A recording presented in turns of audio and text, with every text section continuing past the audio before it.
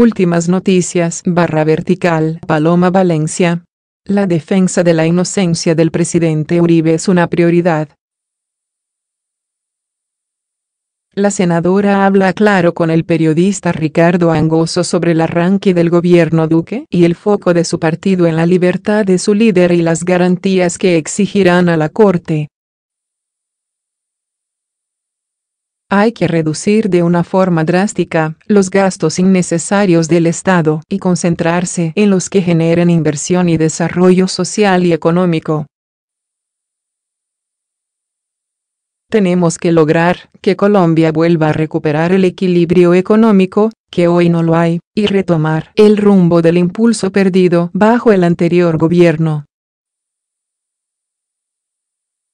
Paloma Valencia es analista política, abogada y senadora por la República por el Centro Democrático. Uribista desde la primera hora y fiel escudera del presidente Uribe, en esta entrevista se muestra muy optimista y positiva con respecto al nuevo curso político que comienza de la mano del electo Iván Duque.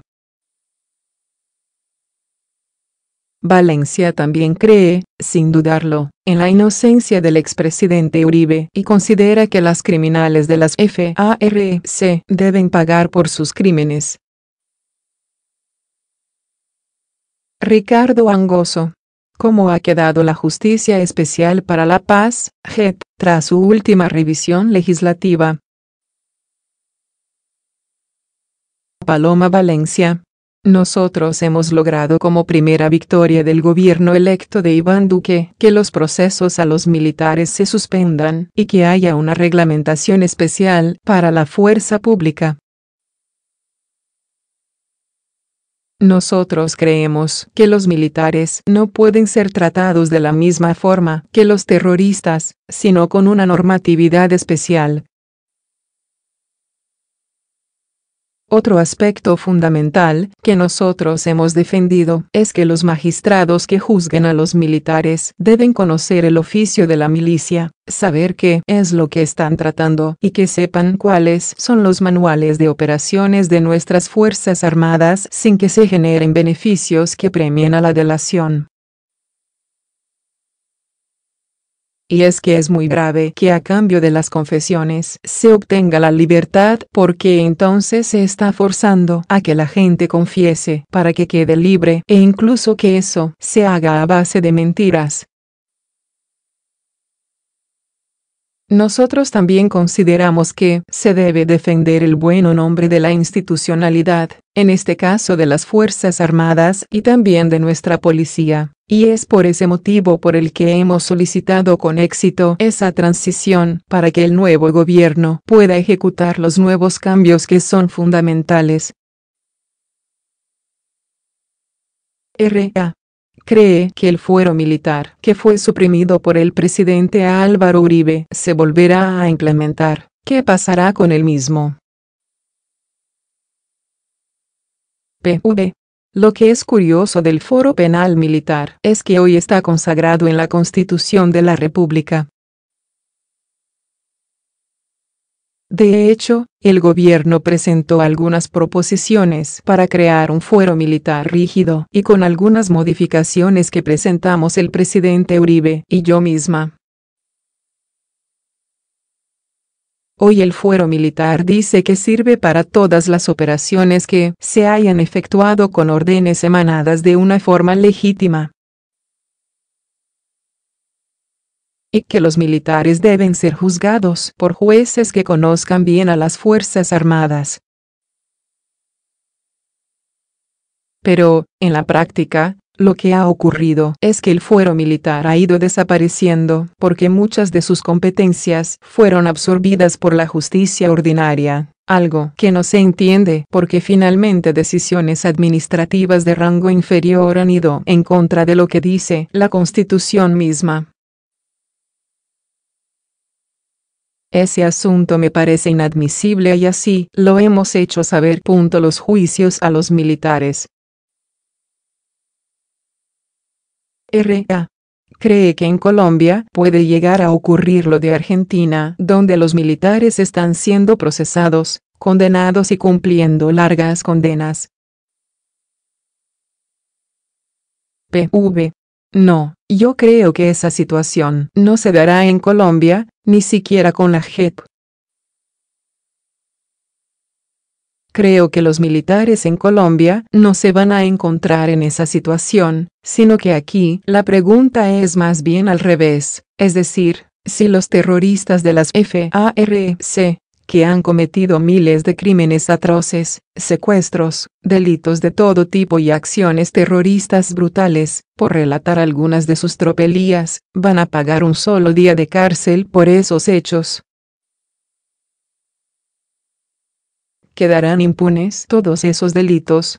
Y en ese caso, nosotros, desde el Centro Democrático, creemos que la Corte Penal Internacional, CPI, debería actuar y tomar las oportunas medidas para que se haga justicia y que los miembros de las FARC que han perpetrado todos esos hechos atroces respondan ante la justicia y sean condenados. No admitiremos nunca que se le imponga a Colombia esta situación de abierta impunidad que se nos pretenden imponer desde algunas instancias.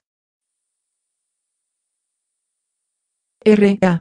¿Qué expectativas tiene ante el nuevo curso político y ante el nuevo gobierno del presidente Iván Duque? PV.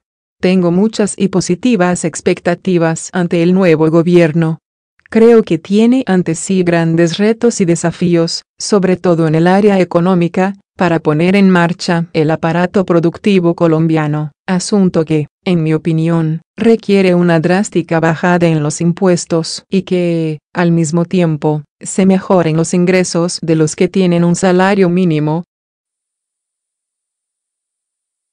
Es muy importante que mejoren los ingresos de los que viven con el salario mínimo y los que están en la economía informal.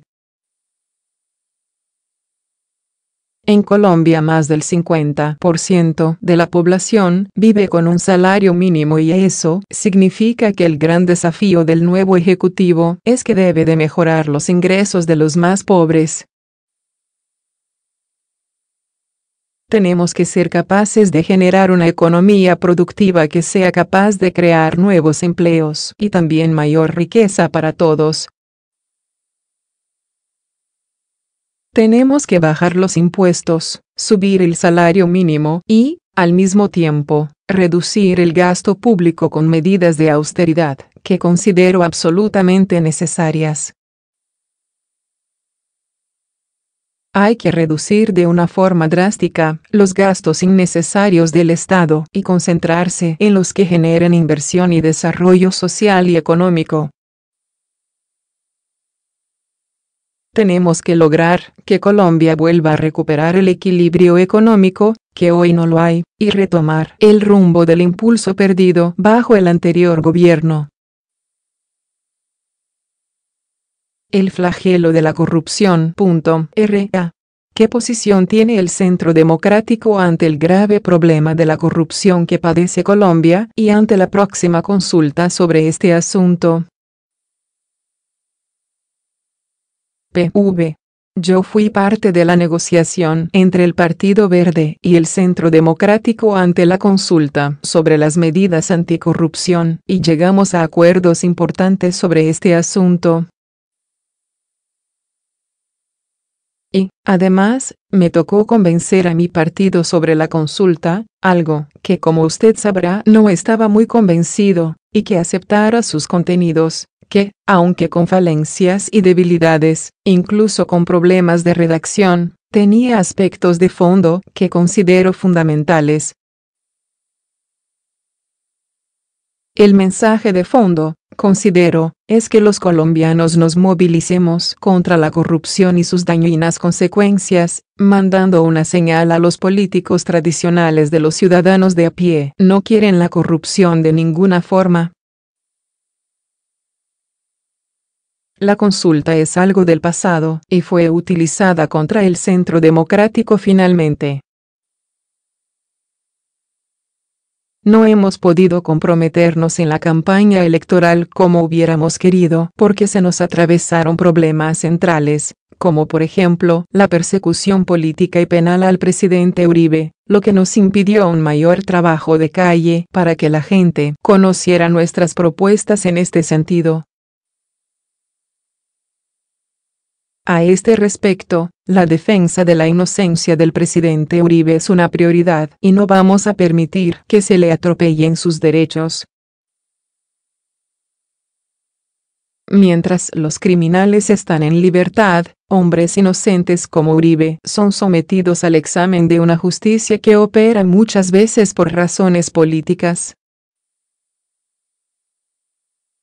En Colombia, además, tenemos el problema de los falsos testigos para imputar a inocentes en delitos que nunca han cometido, como pasa ahora con el presidente Uribe. Es un problema de graves consecuencias para todos. Hay personas en la cárcel, con grandes condenas, que se dedican a levantar falsos testimonios contra personas respetables y así dañarles su imagen para siempre, obteniendo a cambio de esas falsas acusaciones rebajas en sus penas y beneficios carcelarios. No se puede permitir que criminales comprobados y condenados enloden la imagen de hombres que, como Uribe, sirvieron al país de una forma ejemplar y limpia.